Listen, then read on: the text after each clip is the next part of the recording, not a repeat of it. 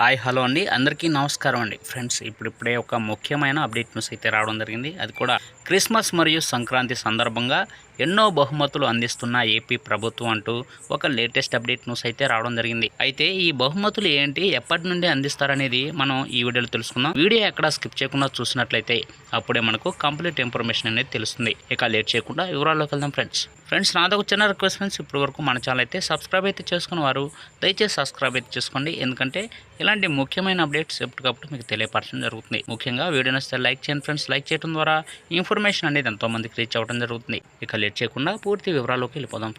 Friends ఇక ఏపీలో 6 నెలల పాలన పూర్తి చేసుకున్న కూటమి సర్కార్ క్రిస్మస్ కానుక ఇవ్వనున్నట్లు ప్రకటించింది. గతంలో టీడీపీ ప్రభుత్వం అధికారంలో ఉండగా వివిధ మతాలకు వారి మతాలకు అనుగుణంగా పండగ వస్తువులను కానుకగా అందించేవారు. ఇప్పుడు మరోసారి రాష్ట్రంలో టీడీపీ నేతృత్వంలో ఎన్డీఏ సర్కార్ అధికారంలోకి రావడంతో క్రిస్మస్ కానుక అందించనున్నట్లు మంత్రి డోలా బాలవీరంజన స్వామి ప్రకటించారు. అంతేకాకుండా రాష్ట్రంలో ఎస్సీ సంక్షేమ పథకాలన్నీ అర్హులైన వారికి అందిస్తామని, గత ప్రభుత్వం నిర్లక్ష్యం చేసిన ఎస్సీ సంక్షేమ పథకాలన్నింటినీ తిరిగి పునరుద్ధరిస్తామని సాంఘిక సంక్షేమ శాఖ మంత్రి డోలా బాల వీరాంజనేయ స్వామి ప్రకటించారు. అధికారంలోకి వచ్చిన 5 నెలల్లోనే ఎస్సీ సప్లాన్ నిధులతో ప్రారంభించిన కమ్యూనిటీ హాల్స్ను జనరల్ నిధులతో పూర్తి చేసి ప్రారంభించడం ఎంతో సంతోషంగా ఉందన్నారు. గత ప్రభుత్వం కమిటీ హాల్స్ను పూర్తి చేయకుండా నిర్లక్ష్యం వహించారని, రాష్ట్ర వ్యాప్తంగా అసంపూర్తిగా ఉన్న కమ్యూనిటీ హాల్స్ను త్వరగతిన పూర్తి చేస్తామని చెప్పారు. త్వరలోనే రాష్ట్రంలోని క్రిస్టియన్స్ అందరికీ కూడా క్రిస్మస్ కానుక అందిస్తామని తెలియజేశారు. అంతేకాకుండా అంబేద్కర్ విదేశీ విద్యా దీవెన పథకాన్ని కూడా పునరుద్ధరిస్తామని చెప్పారు.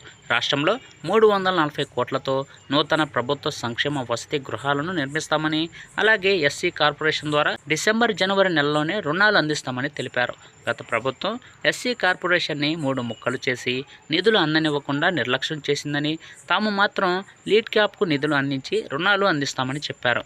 ఆటోనగర్లో విలువైన భూములను అన్యాకృతం చేస్తారని, అక్కడ పీపీపీ మోడల్లో వాటిని అభివృద్ధి చేస్తామని చెప్పారు. రాష్ట్ర వ్యాప్తంగా హాస్టల్స్ రిపేర్కు 140 కోట్లు కేటాయించామని అన్నారు. ఇక ఈ 5 నెలల పాలనలో హాస్టల్ విద్యార్థులకు కార్పొరేట్ వైద్యం అందించి వారి ఆరోగ్యాన్ని కాపాడే చర్యలు తీసుకున్నామన్నారు. అమరావతిలో 125 అడుగుల అంబేద్కర్ విగ్రహానికి స్థలం కేటాయిస్తే గత ప్రభుత్వం స్థలాన్ని మార్చి విజయవాడ స్వరాజ్ మైదానంలో ఆ విగ్రహం పెట్టారన్నారు. డాక్టర్ బిఆర్ అంబేద్కర్ ప్రాజెక్టుకు సంబంధించి అసంపూర్తిగా ఉన్న హాల్స్ తదితర పనులను పూర్తి చేస్తామన్నారు. విజయవాడ నగరంలో ఉన్న హాస్టల్స్ రిపేర్కి 42 లక్షల నిధులు కేటాయించామన్నారు. చూశారు కదా ఫ్రెండ్స్, ఈ అప్డేట్ కనుక మీకు నచ్చినట్లయితే లైక్ చేయండి. మరెన్నో లేటెస్ట్ అప్డేట్ న్యూస్ కోసం మన ఛానల్ అయితే సబ్స్క్రైబ్ అయితే చేసి ఫాలో అవ్వండి friends. Thank you for watching friends.